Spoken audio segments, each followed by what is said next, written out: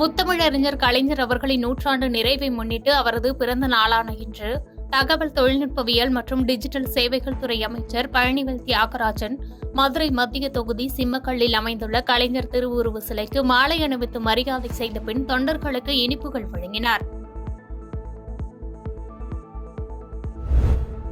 முத்தமிழறிஞர் தலைவர் கலைஞர் அவர்களின் 101வது பிறந்த நாளையொட்டி தமிழ்நாடு மாற்றுத்திறனாளிகள் முன்னேற்ற சங்க மாநில தலைவரும் தமிழ்நாடு அரசு மாற்றுத்திறனாளிகள் நலவாரிய உறுப்பினருமான ரே தங்கம், சங்க மாநில பொருளாளர் டாக்டர் எஸ் நசீம், செய்தி தொடர்பாளர் வீர சரவணன் மற்றும் சங்க நிர்வாகிகள் மெரினாவில் அமைந்துள்ள கலைஞர் நினைவிடத்தில் மலர் தூவி மரியாதை செய்தனர். அதேபோன்று 151வது மாமன்ற உறுப்பினர் சங்கர் கணேஷ் கலைஞர் நினைவிடத்தில் மலர் தூவி மரியாதை செய்தார். அவருடன் கழக நிர்வாகிகளும் மரியாதை செலுத்தினர்.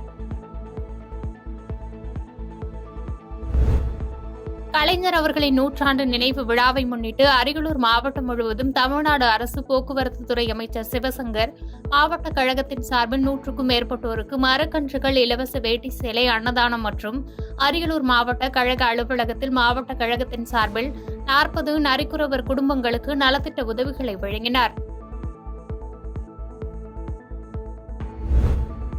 இலங்கைக்கு கடத்த முயன்ற 3700 கிலோ பீடி இலைகள் பறிமுதல் செய்யப்பட்ட நிலையில் 2 பேர் வாகனங்களுடன் கைது செய்யப்பட்டனர். ராமநாதபுரம் மாவட்டம் நரிப்பையூர் அடுத்த அஞ்சேக்கர் கடற்கரை பகுதியிலிருந்து நாட்டுப்படகு மூலம் இலங்கைக்கு கடத்தி செல்வதற்காக வாகனங்களிலிருந்து பீடி இலை பண்டல்களை மர்ம நபர்கள் படகில் ஏற்றிக் கொண்டிருந்த போது தகவல் அறிந்து சென்ற சாயல்குடி காவல்துறையினர் அவர்களை மடக்கி பிடித்து பீடி இலைகளை ஏற்றி வந்த கனரக சரக்கு லாரியையும் கடத்தல்காரர்கள் பயணித்த ஒரு சொகுசு காரையும் 80 பண்டல்களை கொண்ட 3700 கிலோ பீடி இலைகளையும் பறிமுதல் செய்தனர்.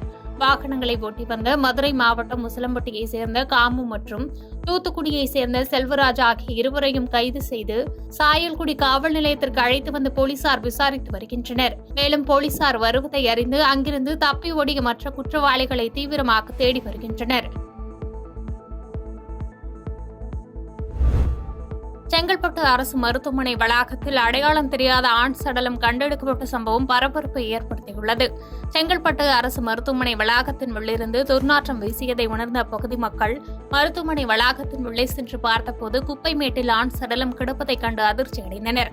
தகவல் அறிந்து சம்பவ இடத்திற்கு சென்ற செங்கல்பட்டு நகர காவல் உதவி ஆய்வாளர் மணிகண்டன் தலைமையிலான காவலர்கள் ஆண் சடலத்தை மீட்டு பிரேத பரிசோதனைக்காக அனுப்பி வைத்தனர். மேலும் இறந்து போன அந்த நபர் 55 வயது மதிக்கத்தக்கவர் என்பதும் அவர் 2-3 நாட்கள் முன்பே இறந்திருக்கலாம் எனவும் விசாரணைகள் தெரியவந்துள்ளது. மேலும் இவர் எந்த பகுதியை சேர்ந்தவர், எதற்காக இங்கு வந்தார், எப்படி இறந்தார் என்பது குறித்து போலீசார் தீவிர விசாரணை மேற்கொண்டு வருகின்றனர். பாதகம் செய்பவரை கண்டால் நாம் பயங்கொள்ளலாகாது பாப்பா, மோதி மிதித்து விடு பாப்பா, அவர் முகத்தில் உமிழ்ந்து விடு பாப்பா.